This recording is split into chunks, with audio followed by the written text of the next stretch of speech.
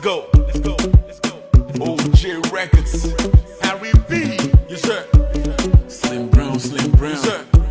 Slim Brown. Sambo. You know what it is? Sambo. Slim Brown. Harry B. Sambo. It's a bang, baby.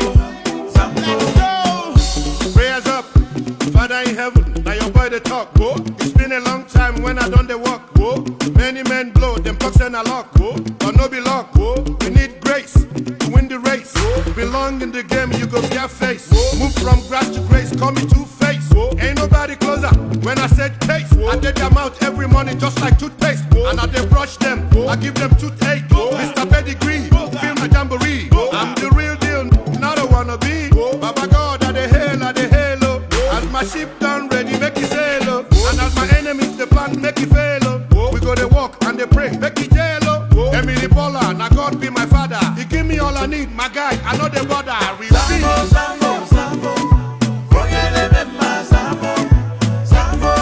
Sambo. Chukune yendu Sambo. Sambegbere, show me the way, open the way for me. Sambegbere, show me the way, open the way for me. Yeah. Sambo, oh yeah. Sambo, oh yeah. Sambo, oh yeah. Sambo. For this life I day, I'm working for my holiday. Oh, yeah. When I get the pay, I carry my baby fly away. And I must to pop champagne for the pain. And I must to get this fame for the shame. Me, I don't go hustle finish and stay the same. Baba got to up my level for the game. Make my testimony loud like thunder. Make my life long anaconda. Make from go they hot like fire. I know nobody will they go hear my name. Oh, it's Sambegbere, show me the way, open the way for me. Sambegbere, show me the way, open the way for me. Yeah. Sambo, oh yeah. Sambo, oh yeah. Sambo, oh yeah. Sambo, oh yeah. Sambo.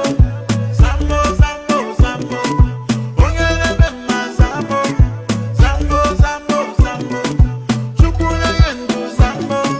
Sambo. Oh yeah. Sambo. Chukune yendu Sambo. Johnny Father, I not fear no man, only God Almighty. Baba answer, umugina konugi. Baba answer, umugina yonugi. We dey try make we understand, economy bad and our body bad. Oh. We dey try make we understand, our government is spoiled and our spoil. Oh. We dey hustle for change, oh. We dey hustle for good, oh. But for the street we dey fend. Poverty want to use us shine. Sambegbere, show me the way, open the way for me. Sambegbere, show me the way, open the way for me. Yeah. Sambo, oh yeah. Sambo, oh yeah. Sambo, oh yeah. Sambo. Oh yeah. Sambo.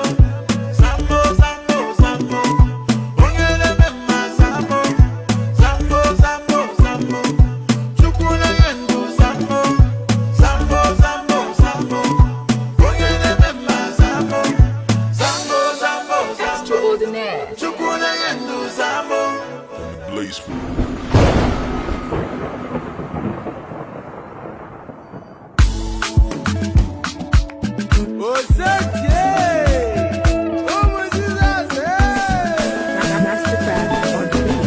Jehovah Jireh, my provider, Chimamanda. Jehovah Nisi, my healer, Chimamanda. Ocean divider, my redeemer, Chimamanda. Everybody came, my comforter, Chimamanda. Onye nwelu chukwu nwelu nchekwube Chigamanda. Ịtụkwasị obi na Chineke Chigamanda. Chimamanda nata. Yaga wachi Anyamanda. Chimamanda.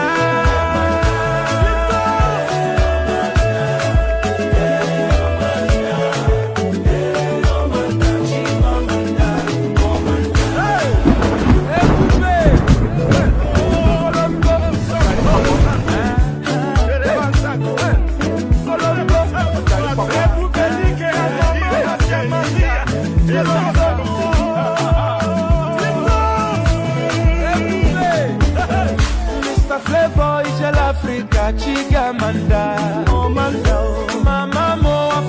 eze Chigamanda nata Papa mo neme Chigamanda Fadampaka adoration Chigamanda TV Joshua in the synagogue Chunamanda The clergy kneeling in a wall Chunamanda Chimamanda Chimamanda Daga Wachanamanda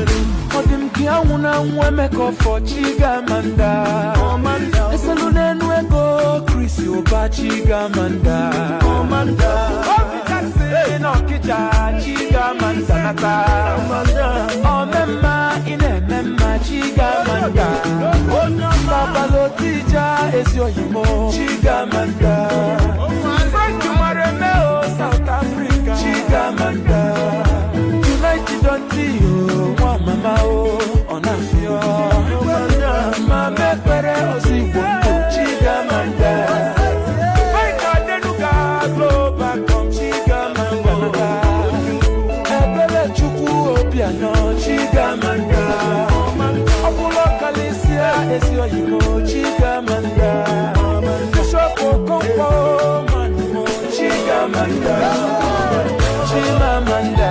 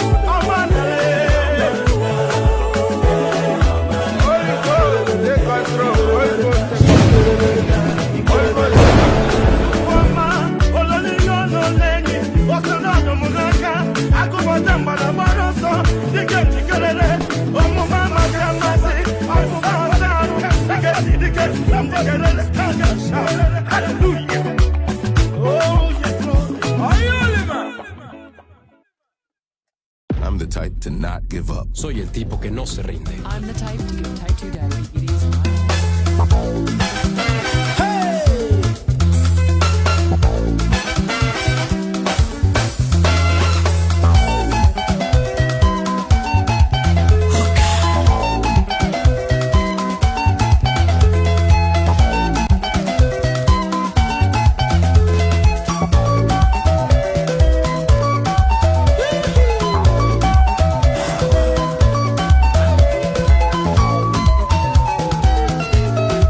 Diga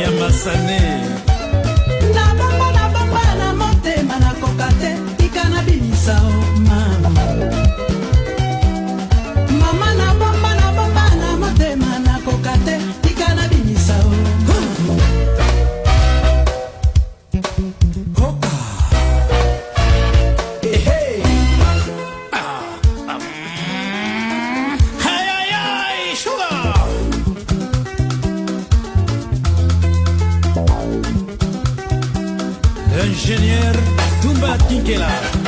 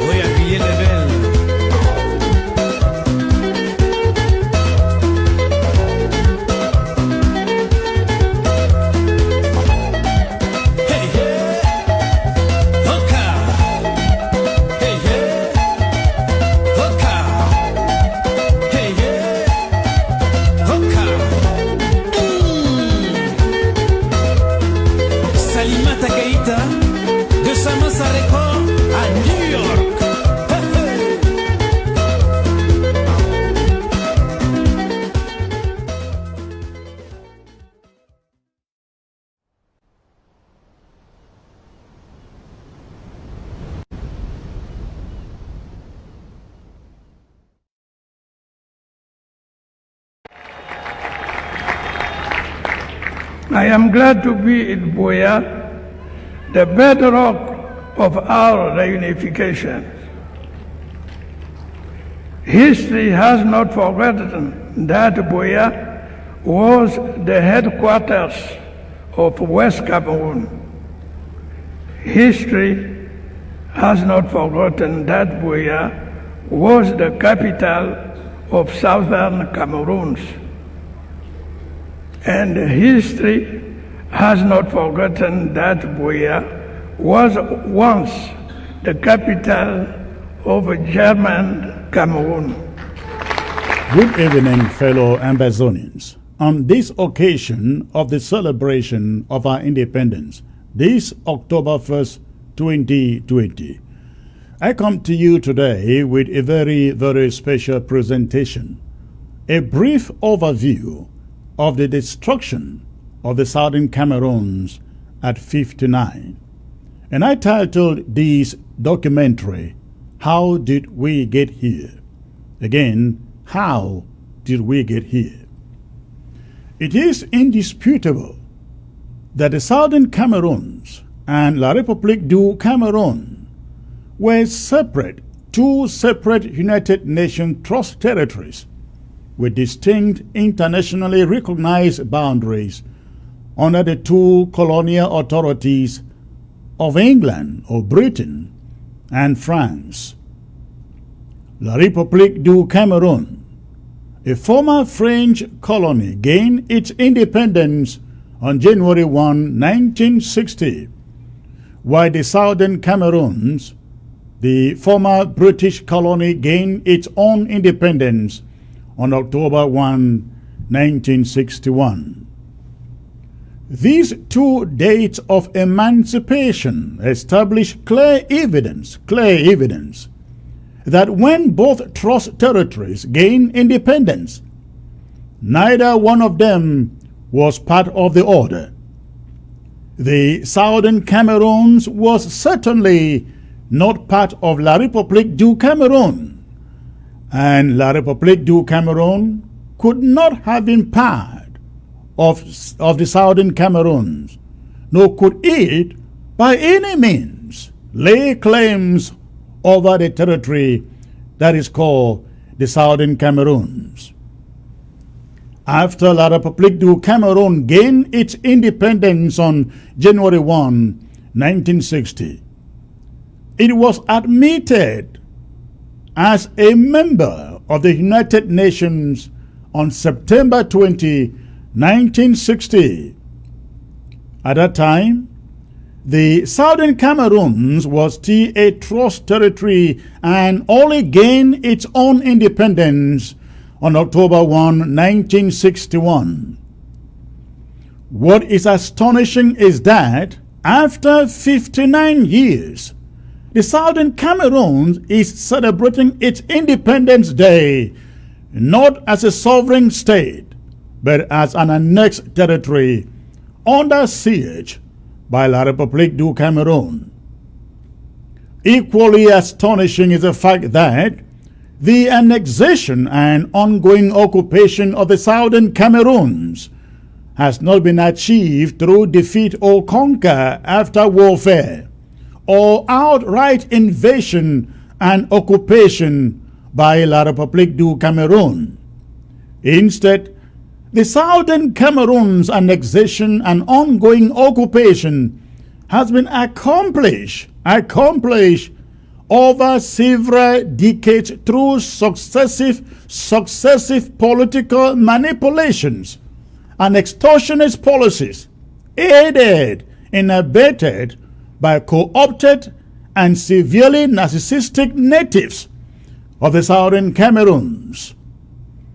This commentary is meant to paint the vivid picture of the major events through which the Southern Cameroons annexation was accomplished, beginning, ladies and gentlemen, in 1961.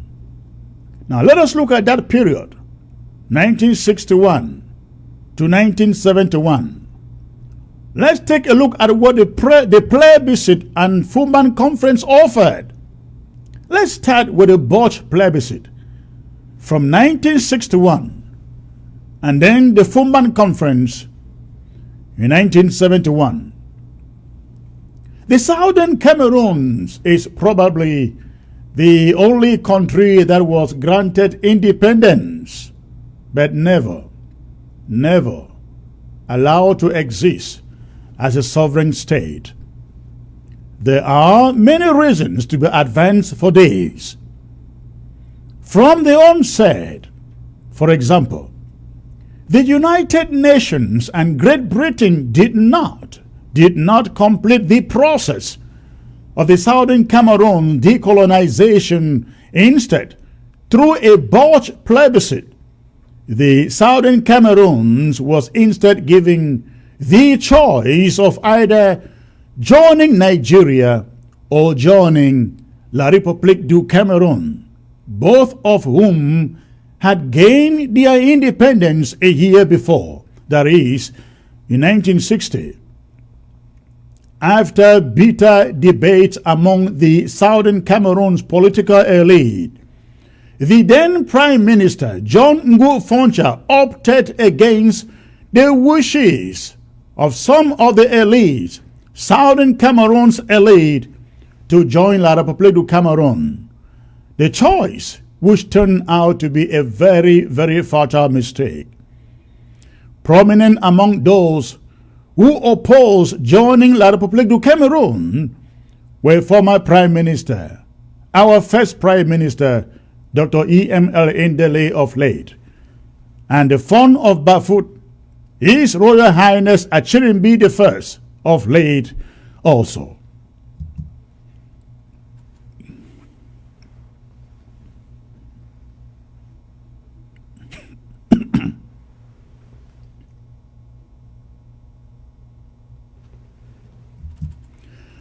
The Southern Cameroons was granted independence on October 1, 1961.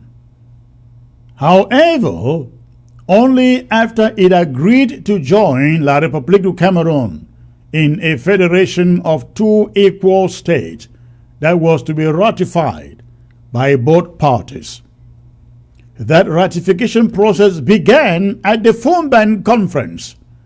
However, backed by France, La République du Cameroun President Amadou Ahidjo of late outmaneuvered the Southern Cameroons delegation led by John Gu Fonchai. Amadou Ahidjo walked into the Fumban Conference with a pre-prepared France-backed constitution. Fonchai and his associates didn't object to it and did not go back to the United Nations to complain or to protest. That failure to reject the France-backed constitution and confront Amadou Ahidjo laid the foundation for the Southern Cameroons assimilation. In 1965, backed by France and emboldened by Britain's indifference as well as Fonchai's failure to reject the France-backed constitution, Amadou Ahidjo changed the name of the East Cameroon Party from Cameroon Union, CU, to the Cameroon National Union, the CNU. In 1966, 1 year later, Ahidjo declared that for the sake of national unity, so-called national unity, Ahidjo said all political parties in the Southern Cameroons and La République du Cameroun should disband, and that the CNU would be the sole political party to which everybody must belong. After successfully establishing the one-party system, Ahidjo consolidated powers and created a very strong presidency, and then proceeded to dismantle the Southern Cameroons in many ways. And I bring you some of the examples.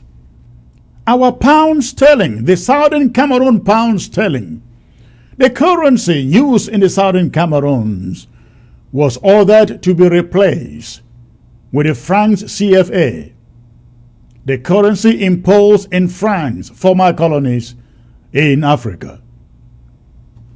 The Fonchai administration in Boya was never consulted, and because the exchange rate was not negotiated, the Southern Cameroonians were at a disadvantage after they exchanged their stronger pound sterling at a rate of 1-to-1 or 1-on-1 with a weaker French CFA. The respected Southern Cameroon's police force that consisted of the Criminal Investigation Division, the CID, and the Law Enforcement Division referred to as Mobile Wing, was also disbanded and replaced with French Cameroon's gendarmes, brutal gendarmes, and their corrupt police. Taxes that used to be collected or paid to our local authorities and then remitted to the Southern Cameroon's government in Boya were instead, ladies and gentlemen, collected by French Cameroon federal agents and then remitted back to the regime, their treasury in Yaoundé. One person who could not stand the systematic erosion of the Southern Cameroon's institution was Dr. Bernard Nsoki Kamfolon of late. Dr. Fonlon petitioned the Yaoundé regime and objected to the assimilation, but his complaint fell on deaf ears. The siphoning of Southern Cameroon's tax revenue to Yaoundé left far-reaching consequences, since the British government did not leave the Southern Cameroons with substantial operating funds. The Foncha administration depended on tax revenue to fund government services. As the news broke that tax revenue in the Southern Cameroons was being remitted or sent back to Yaoundé and not to the government in Boya, without any formal instructions, the people of the Southern Cameroons revolted, and the amount of taxes collected fell substantially in Yaoundé. Yaoundé wasn't happy. Ahidjo wasn't happy. Ahidjo responded by instituting a tax collection offensive referred to in French as Calais Calais. In the exercise, or in the Calais Calais, police and gendarmes conducted nocturnal raids within the Southern Cameroon communities, and people who could not show proof of tax payment were molested and arrested, of course, tortured severely, in some cases locked up. That was the first time that Southern Cameroonians started experiencing the oppressive governing style of the East Cameroon government. In late 1966 into 1967, violent land ownership disputes escalated in Tombel. Bamileke settlers started claiming permanent ownership of farmlands granted them by natives of Bakosi for temporary settlement. The Bamilekis had taken refuge in Bakosi land. I'm here referring to present-day Kope Manuguba, after escaping pre- and post-independence persecution by French Cameroon colonial president Amadou Ahidjo. Ahidjo responded to the land conflict by descending, ladies and gentlemen, with a heavy hand on the citizens of the Southern Cameroons.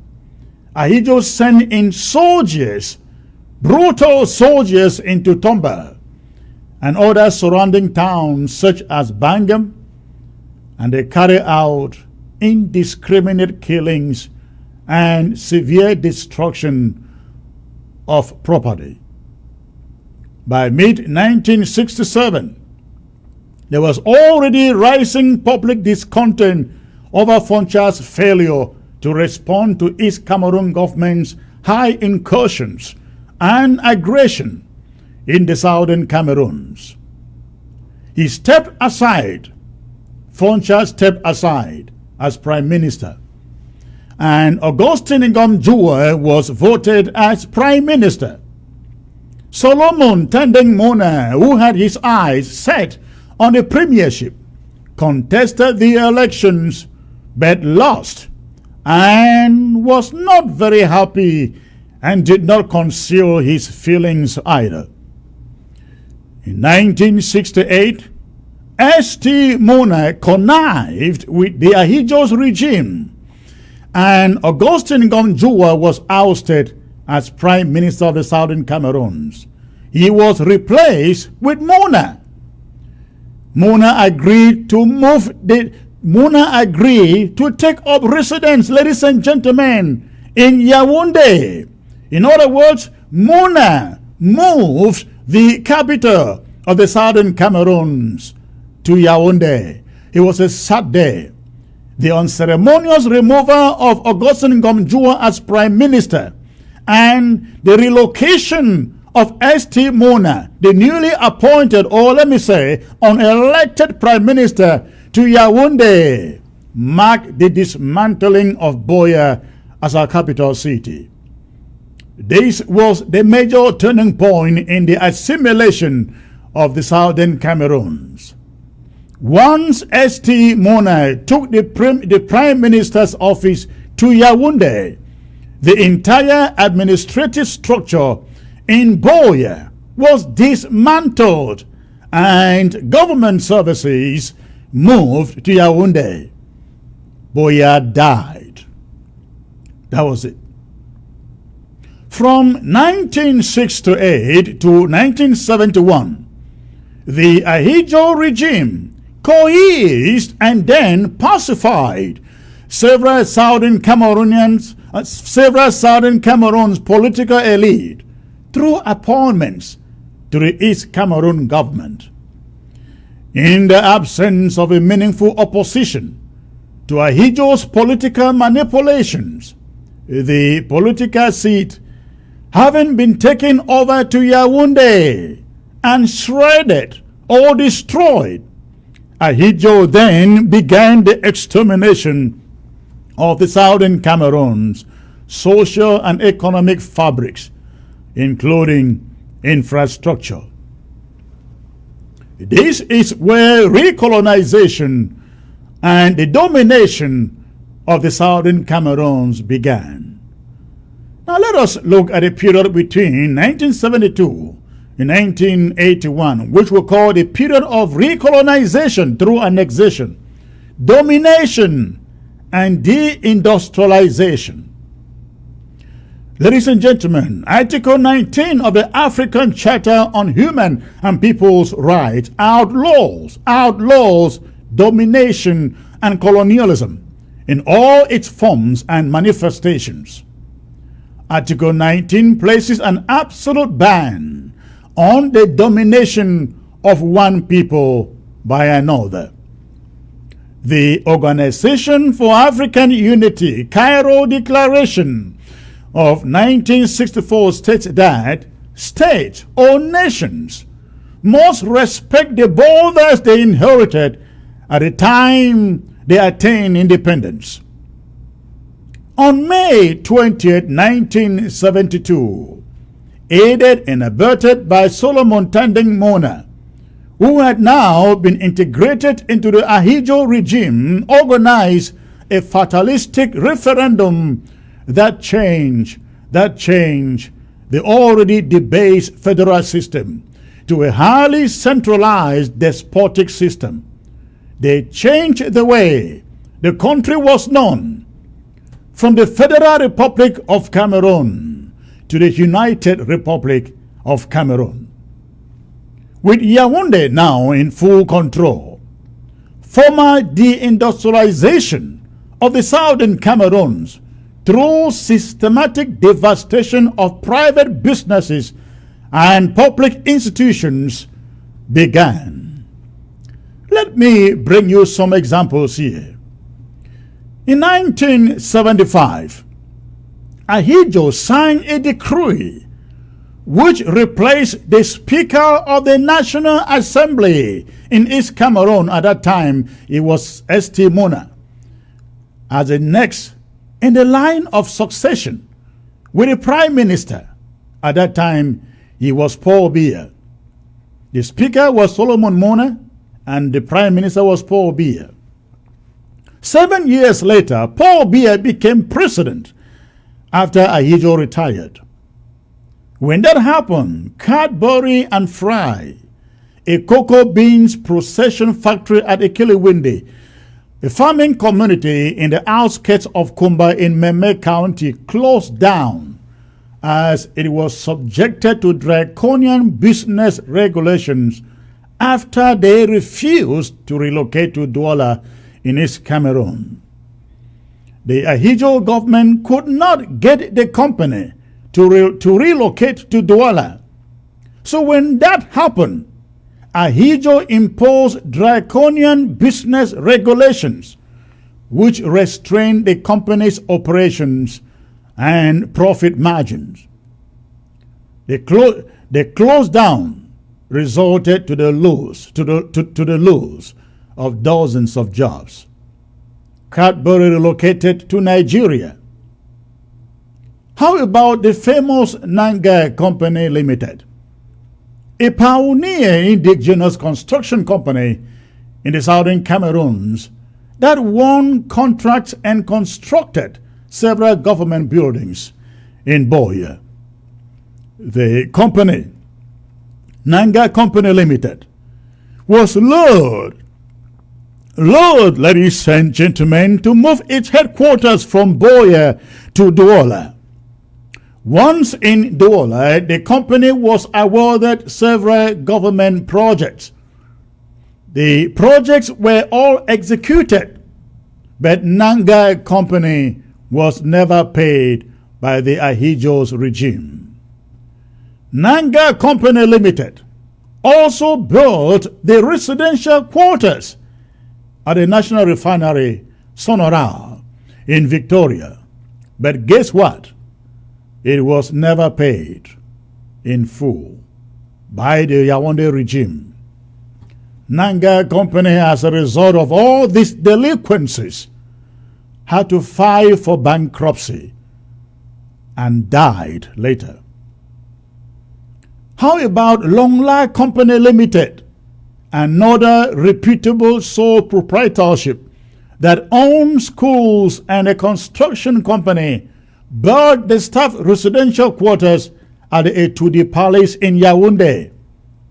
But like Nanga Company Limited, Longlai Limited was never paid in full.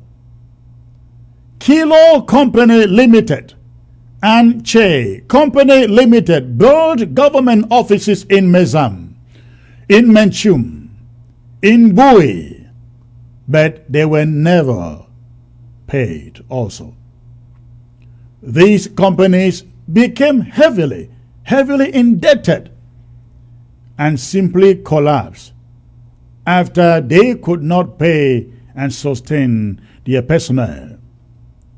Neighbor Automobile Company Limited, the pioneer sole proprietor car dealership in the Southern Cameroons, with base in Mutengene in Fako County, was lured to move its dealership to Douala.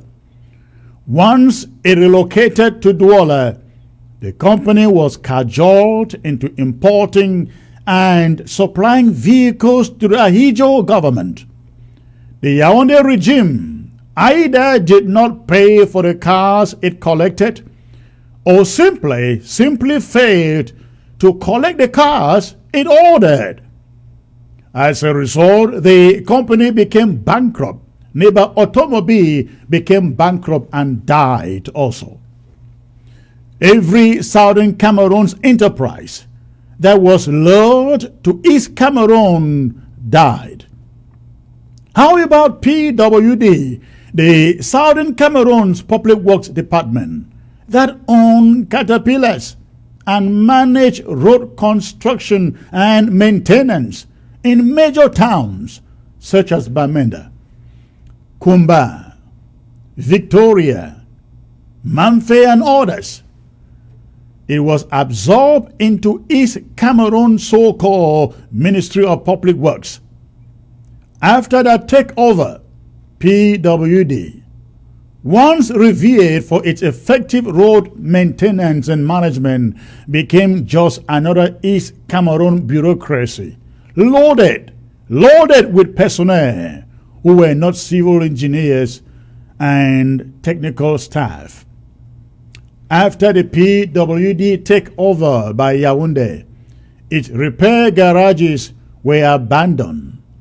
Heavy-duty construction equipment such as caterpillars that malfunctioned were never repaired.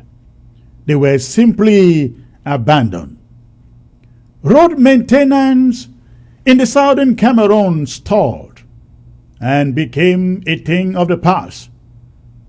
Tarred roads such as the Bamenda Ring Road, Bamenda Mamfe Road, Mamfe Kumba Road, Kumba Ekondo Titi Road, and you can name the rest, they were all abandoned and allowed to dilapidate. How about these other institutions that were also destroyed? I'm talking about PowerCam, the West Cameroon Electrical Company that owned and operated the hydropower plant at Yoke in Moyoka, was dismantled and its equipment moved to Sonel's power plant at Edie a deer, ladies and gentlemen, that is in East Cameroon, French Cameroon.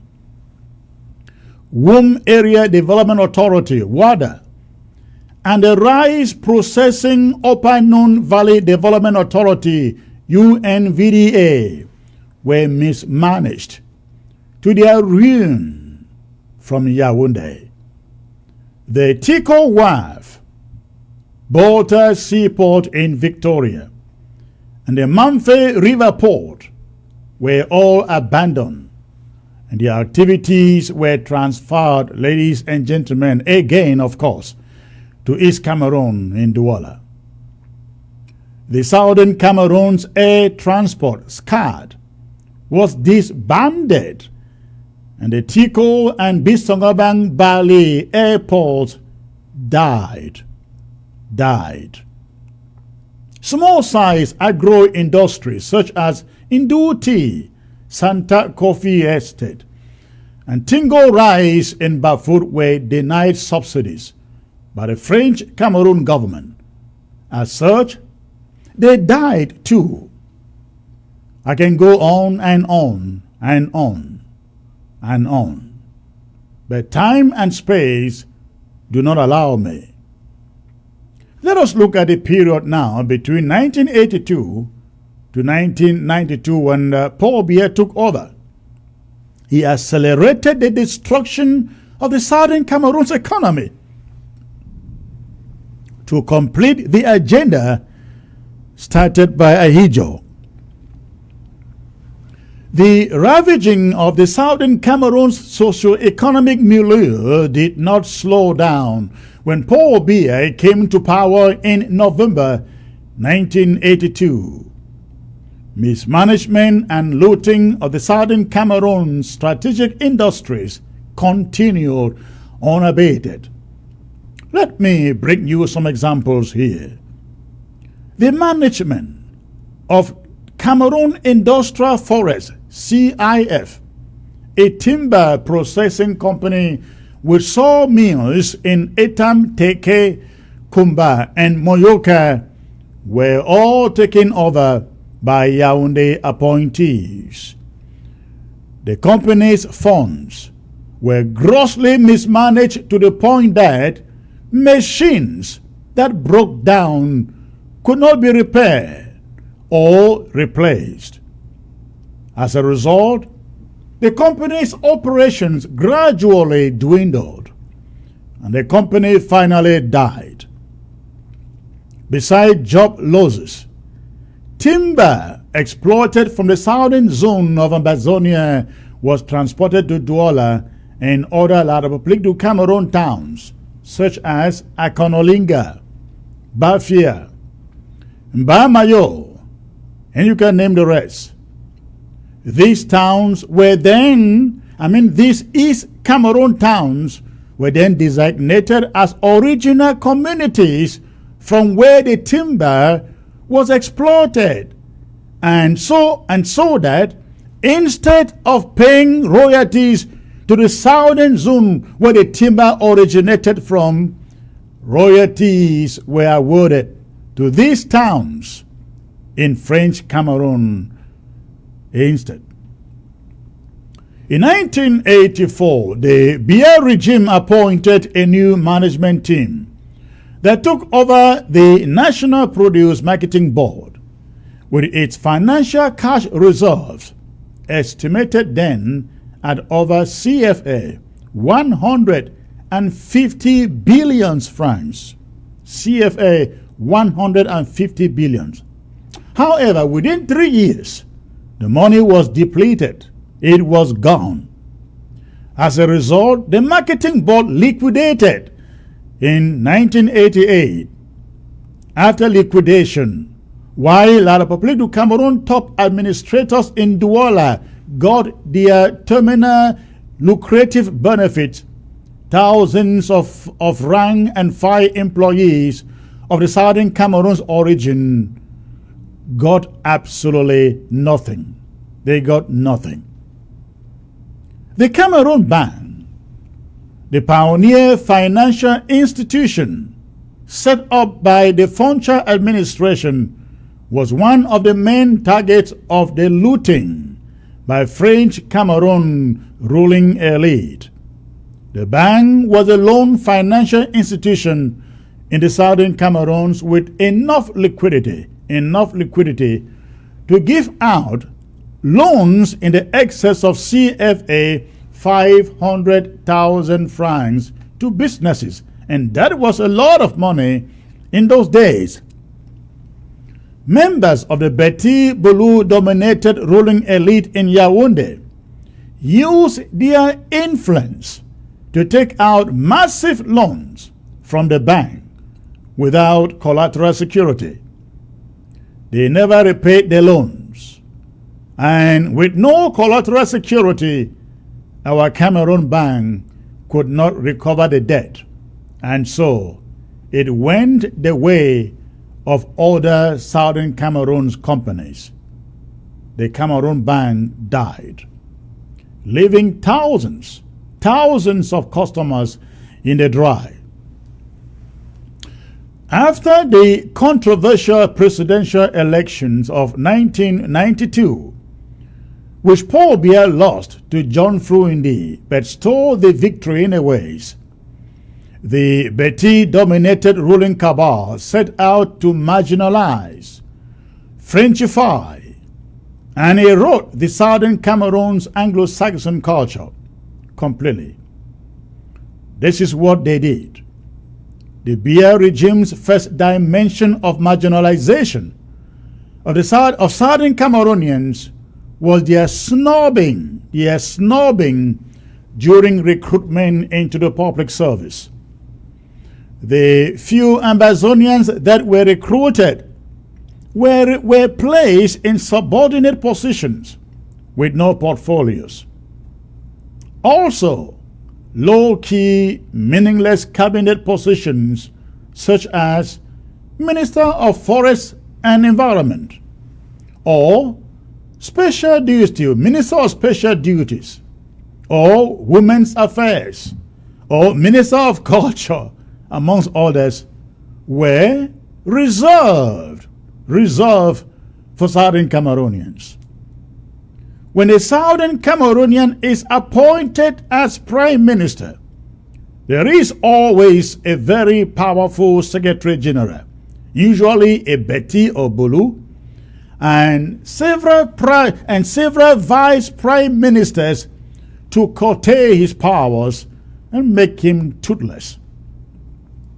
Southern Cameroons became a job market through the saturation of government offices, particularly towns such as Bamenda, Kumba, Boya, Victoria, you can name the rest, with citizens of La République du Cameroon.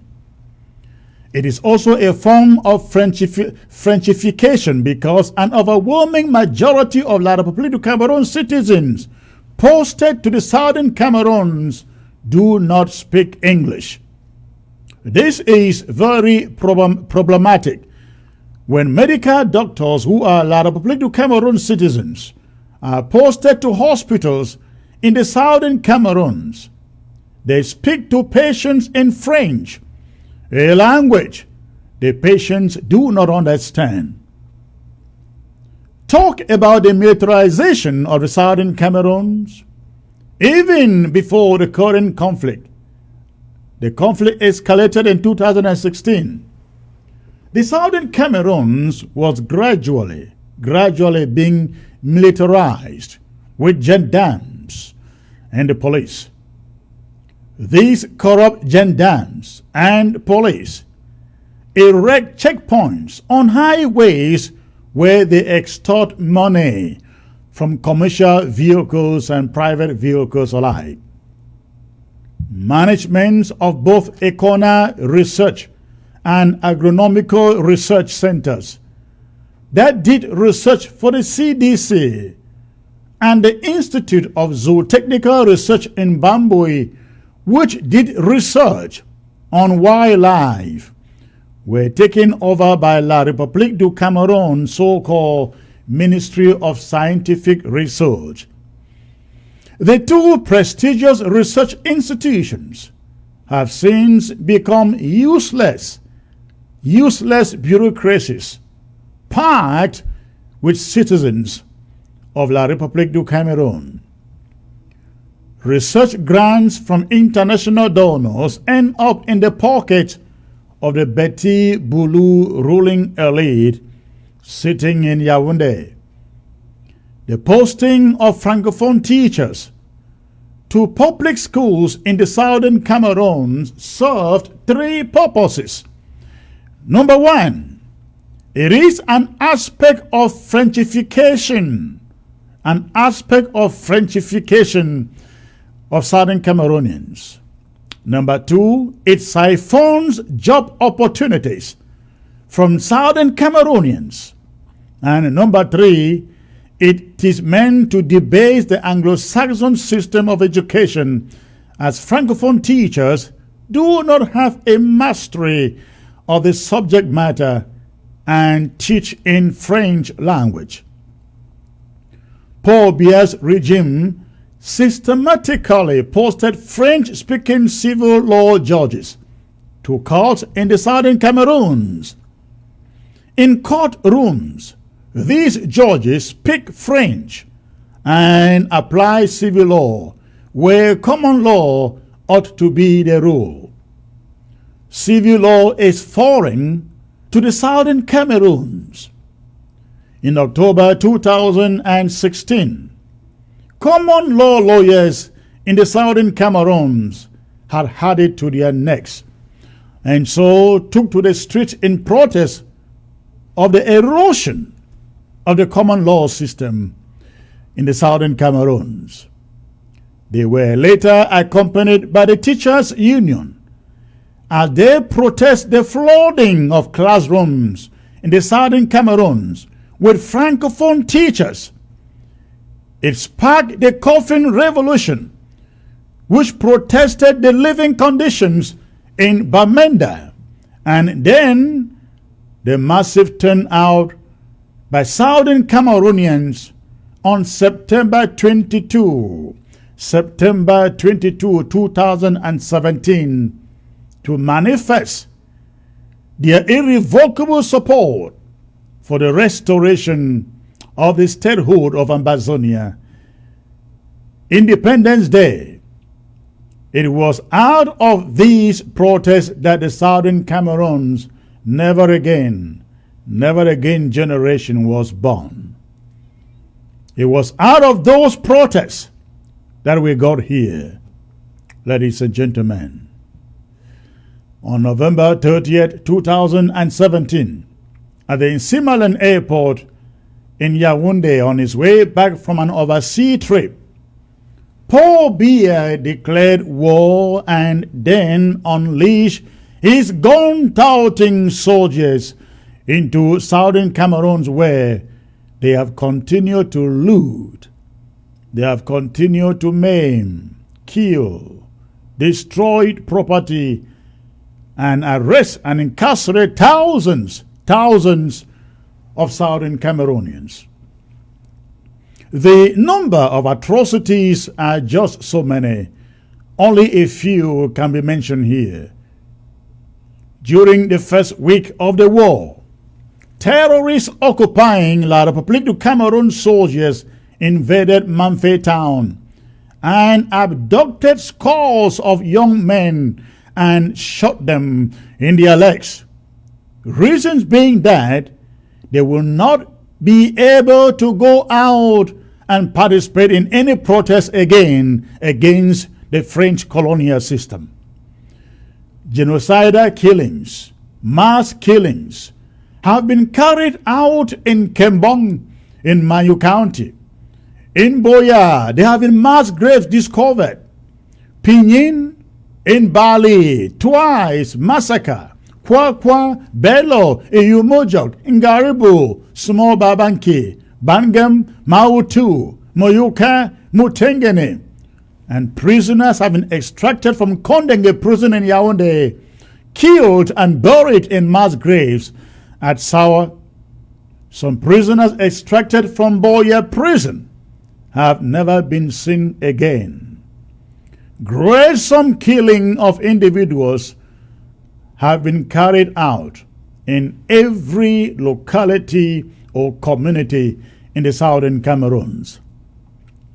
Some most notable cases are the incineration of Mami Api at Kwakwa, the beheading of Sam Sawyer in Bello, the killing of Baby Mata in Moyoka, the beheading of Awa in Bafut, the killing of Generals Chacha and General Ivo. Even the clergy have not been spared in the carnage. We recall the killing of an American missionary in Bambui. We recall the killing of a Kenyan Reverend Father in Mamfe. We also do recall the killing of a Ghanaian pastor in Batebo, the killing of a Reverend Father in Moyoka, and the killing of a Catholic seminarian in Bamesing in Ngoketunjia County. The colonial SDO of Manu issued a stern warning to women and to children in some localities, warning them to relocate because soldiers were to launch a ruthless attack on the people. That prompted thousands of residents fleeing into Nigeria.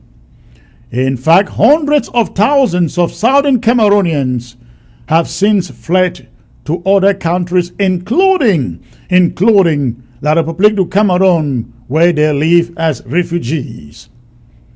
More than 400 villages have been ravaged and thousands of homes burnt down completely. On one occasion at Alachu, Mankon, hundreds of livestock were shot and killed in 200 homes burned within 2 hours.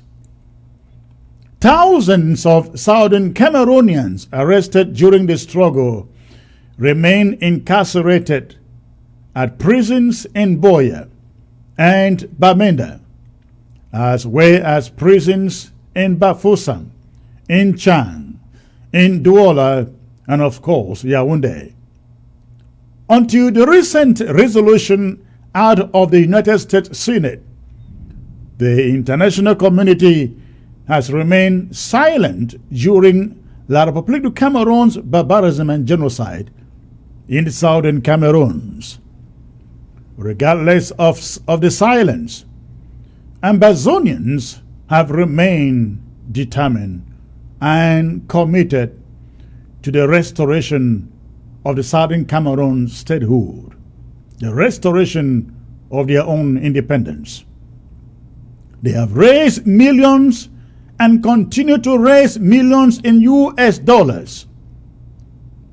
The war has reached a point of no return, and nothing but a free and independent Southern Cameroon, with its flag permanently erected in Boya, will assuage the wrath of Ambazonians in compensation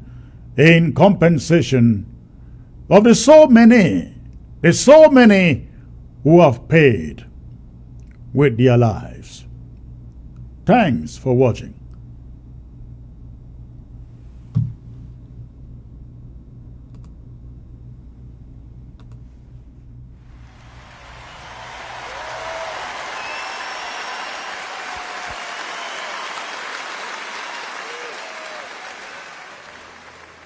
We shall overcome. We shall overcome.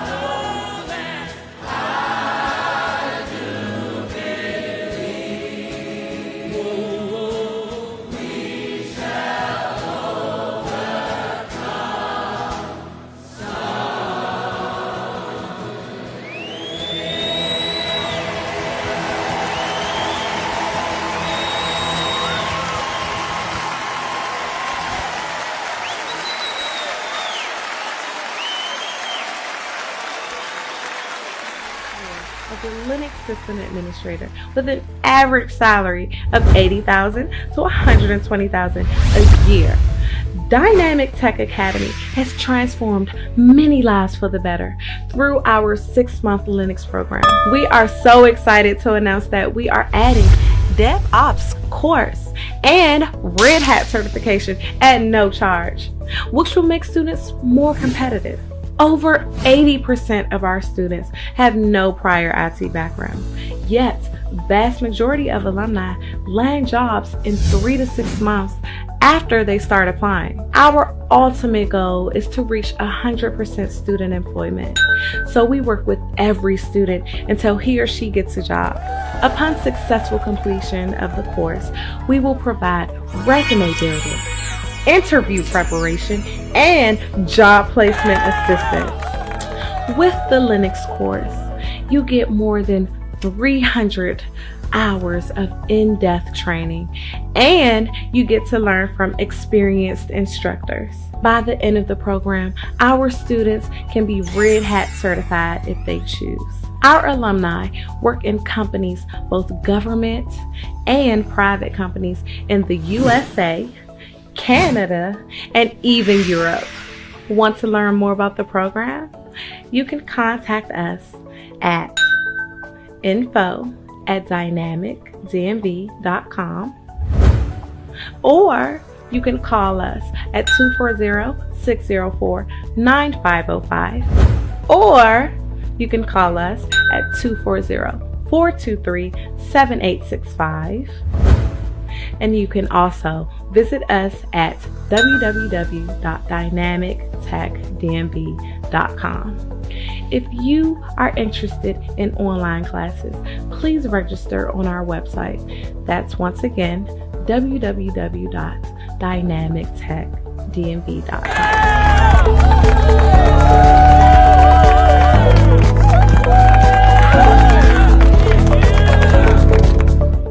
Start a new career as a Linux system administrator with an average salary of $80,000 to $120,000